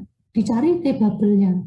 Tapi bubble itu kan kondisinya dari liquid ke vapor. Nah, tapi dengan kondisi soal seperti itu yang paling mendekati itu kan di kisaran Tju gitu, yang mempengaruhi atau yang bisa dilihat kondisi kondensasi itu di kisaran Tju. Berarti kita cari Tju-nya. Kita cari Tju. Tju itu apa? Tju itu ya ketika ZI sama dengan YI.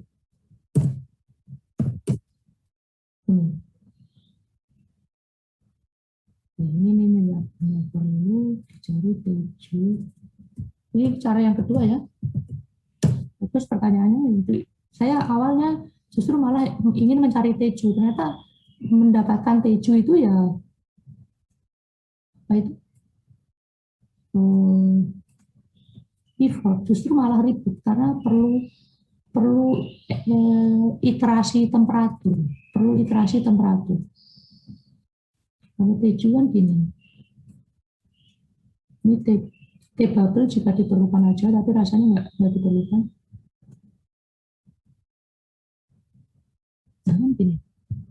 ZI sama dengan YI, sehingga bisa ditulis bla bla bla.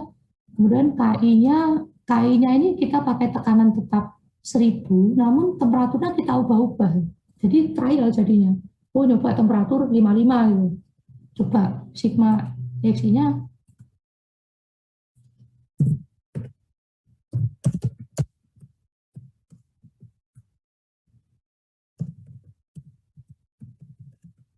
dengan mengubah temperatur gitu, sama seperti perhitungan Teju biasa, justru malah sulit.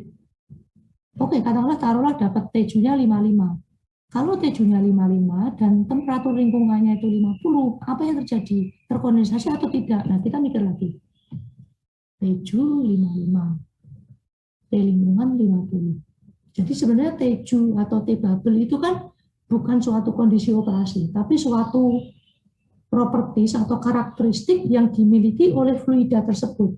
Fluida yang berkomposisi tersebut, fluida yang berkondisi operasi tersebut. Dia memiliki Teju sekian gitu. Nah, Tejunya 55, kita bandingkan dengan T lingkungan sama dengan T fluida, yaitu 50 derajat Fahrenheit. Terkondensasi atau tidak? Coba ada yang tahu nggak?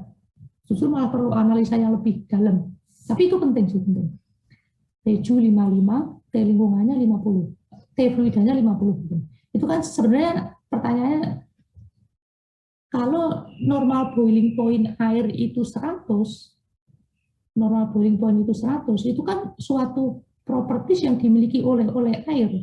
Tidak peduli air itu tidak peduli air itu ya selama tekanannya 1 atm ya, tidak peduli dia dipanaskan mau berapapun, yang normal boiling point-nya tetap 100 gitu. Sama seperti ini, nggak peduli dia dipanaskan, didinginkan sampai suhu berapa, ketika campurannya seperti ini dan pada tekanan 1000 PSI, temperatur Ju-nya 55, tetap itu semacam properties yang punyanya si fluida tersebut. Nah, cuma dikasih, jadi analoginya kalau normal boiling point air itu suhu 100, gitu ya. Kemudian dipanaskan pada suhu 50, gitu ya.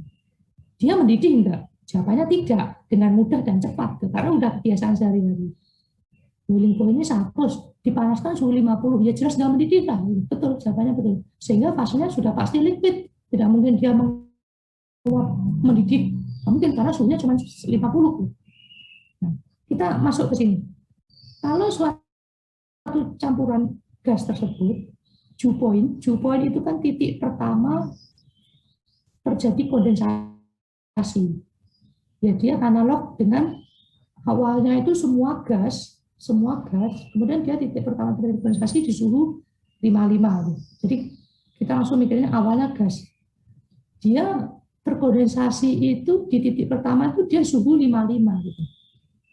Kalau kita kasih suhu 50 derajat Fahrenheit, kondensasinya makin dikit atau makin menghilang?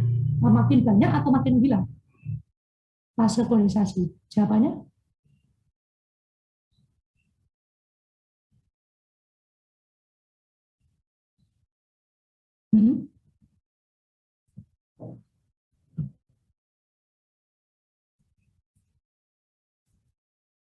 Bingung. Memang kalau air itu titik didihnya suhu 100, saya kasih temperatur 50, jelas nggak mendidih dia. Nggak mendidih, karena air itu mendidihnya suhu 100 pada tekanan 1 atm. Kalau saya kasih suhu 90, dia hampir mendidih. Uapnya yang pergolakannya cukup besar. Saya kasih suhu 150, sudah pasti fasenya vapor, karena mendidih semua. Saya kasih suhu 105, sudah pasti fasenya vapor, karena dia mendidih suhu 100 gitu. Kan seperti halnya logika seperti itu. Nah, sekarang dew point dari campuran itu adalah 55.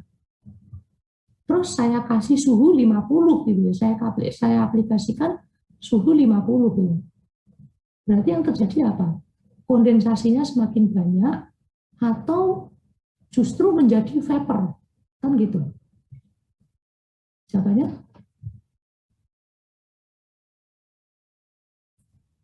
Oke, Mbak tolong. Mbak Kia. Kondensasinya semakin banyak, Pak. Oke, Mbak ada kondensasinya semakin banyak. Kenapa? Karena suhunya? Karena suhunya itu masih 50 di Iya. bawah suhu mendidih. Iya, logikanya sesimpel itu, betul. Jadi ketika T lebih besar daripada T7,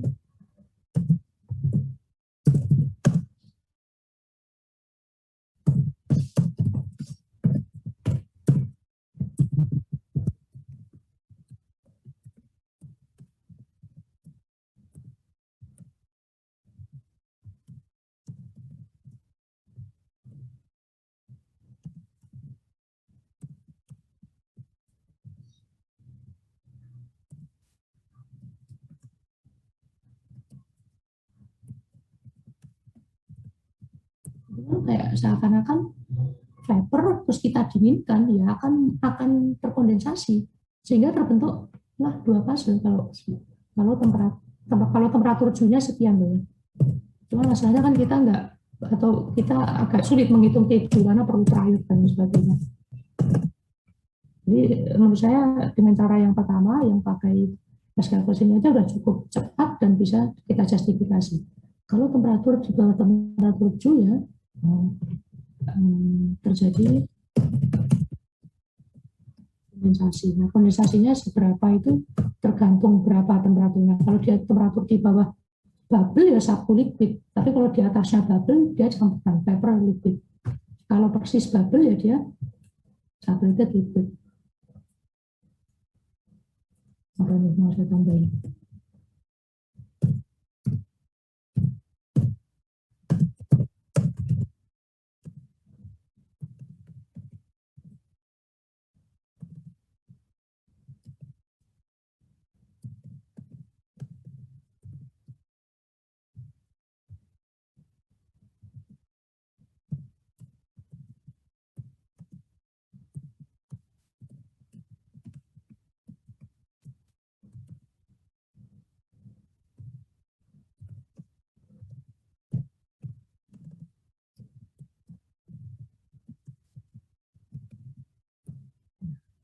Bisa pakai justifikasi ini.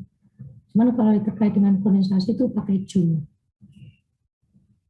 Jika ketemu Joule-nya itu misal. Nah, masalahnya mendapatkan T-nya agak sulit, makanya saya sarankan pakai cara yang pertama. Dan nanti nomor 3 saya capture juga di data PDF-nya saya kirim ke kalian. Oke, ini sudah saya bikin ini. Nggak usah. Ulang di atas.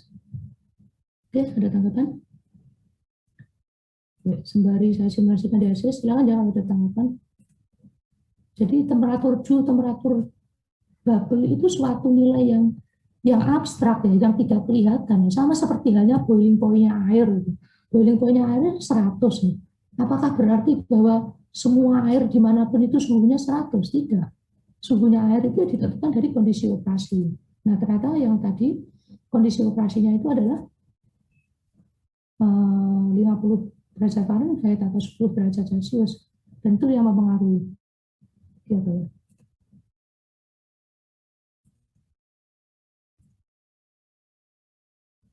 Metan, propan, dan butan.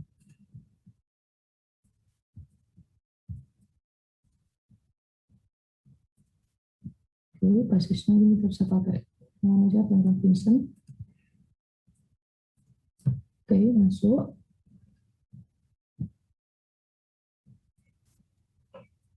Nah, langkah pertama kita isi komposisinya dulu. 0,85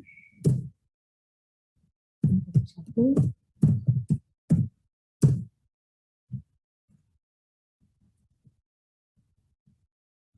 Tekanannya 1000 Celsius. Suhunya tadi berapa?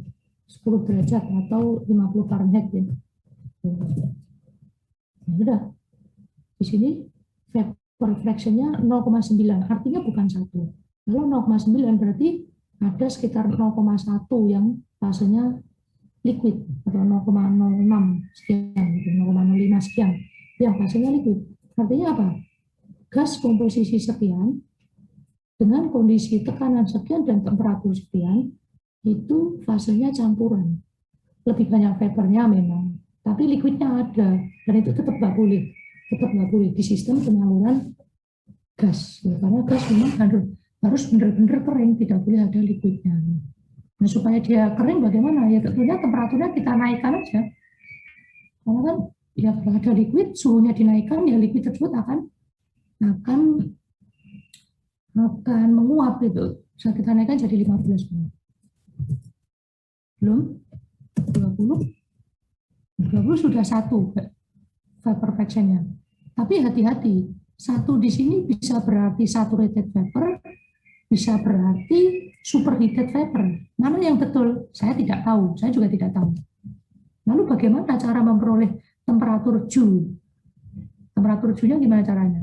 Jadi temperaturnya kita lepas, temperaturnya kita kosongkan dulu, kemudian kita isi vapor fraction-nya sama dengan 1. Kalau Joule point itu kan vapornya sama dengan 1 ya. Ketika pada saat menghitung flash calculation yang di tabel atau maupun yang dirumus di jejer 4 atau 3 tadi, ketika V-nya sama dengan 1 berarti semuanya vapor dalam bentuk saturated vapor. Ya, sama seperti itu. Vapor fraction kita isi 1, nanti temperaturnya akan terhitung. Nah, ketemunya 19,68 gitu. Jadi T-Joule-nya 19,68.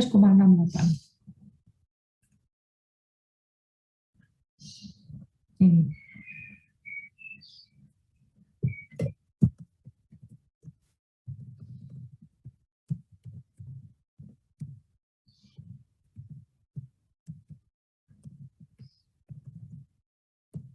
Gitu ya. Dari hasil sih cepat sih, nggak perlu iterasi pakai kepris tercap itu. Ini tipe itu nggak usah lah. Nah, lama-lama.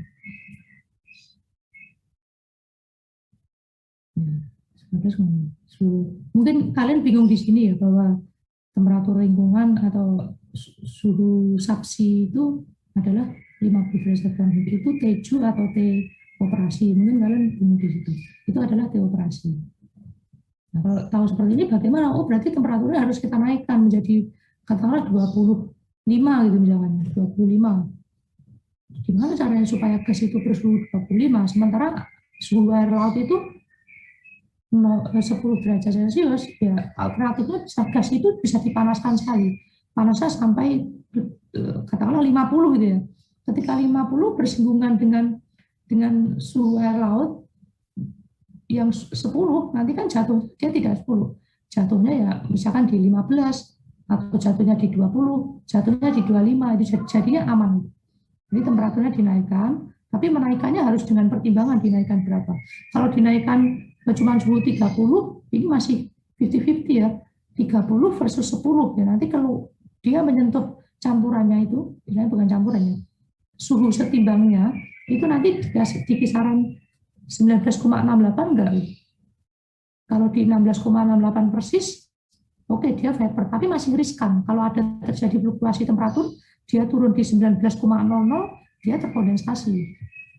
Oleh karena itu lebih amannya temperaturnya sebaiknya ya agak di atasnya gitu, katakanlah 25. Jadi temperatur finalnya itu dikasih 25. Nah, untuk mendapatkan temperatur final suhu 25, ini suhu gasnya harus berapa? Itu kan harus dipertimbangkan. Oh, suhu gasnya harus 40 misalnya.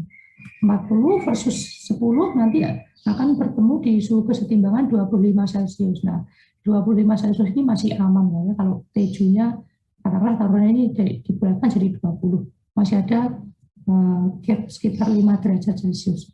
Kalau ada fluktuasi pun dia mungkin masih oke lah ya. Intinya jangan sampai terjadi kondensasi. Tuh, kalau dengan ekses jangan cepat ya kalau kita paham cara membuatnya, cara memakainya. Oke, setelah itu ada tanggapan? Silakan. Silakan.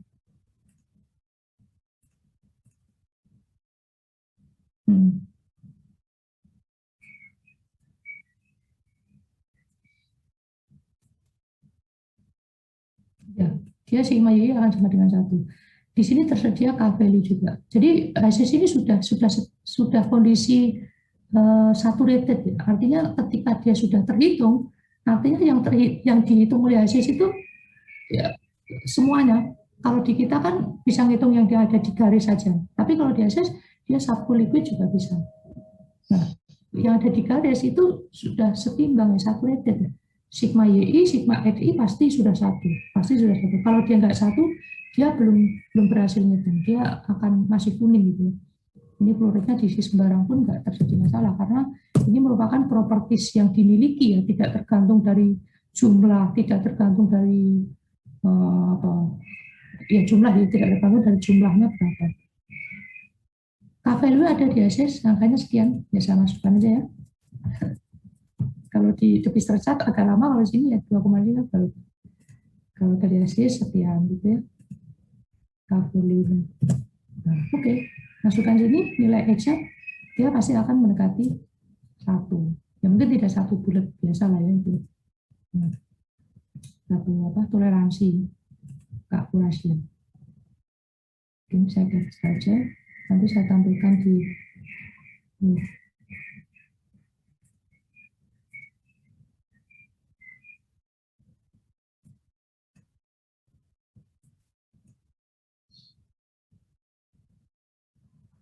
ya, ini kita juga bisa melihat, ini kan terjadi 2 fase kalau ini sih 1 fase, saya capture dulu.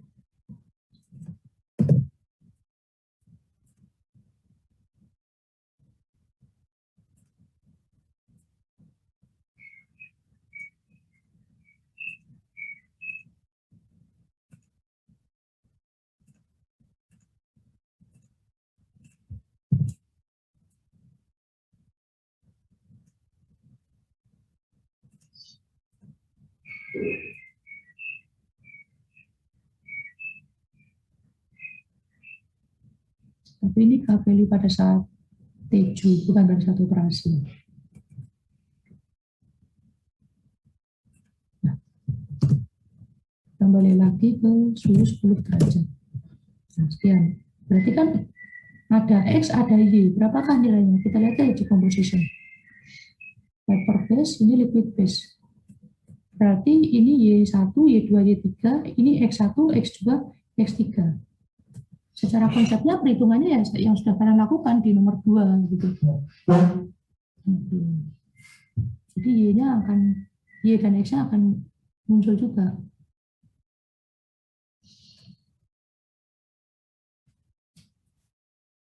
Yang K-value-nya sini nggak beda jauh sih.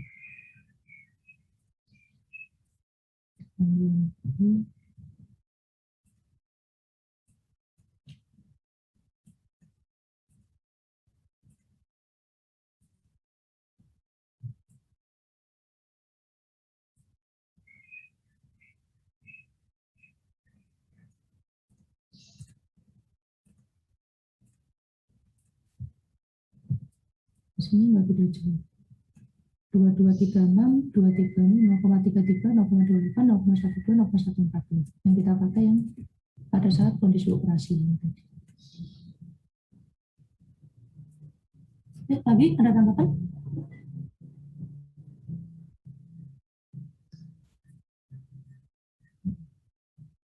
Baik, kalau tidak ada, mungkin kita lihat sebentar ya, sembari 30 menit terakhir kita bahas yang chapter 11. Terutama yang PR ya, PR-nya 4D itu kan ada beberapa nomor. Silakan gantian kalian yang share screen, kalian jelaskan nantinya. Silakan, siapa?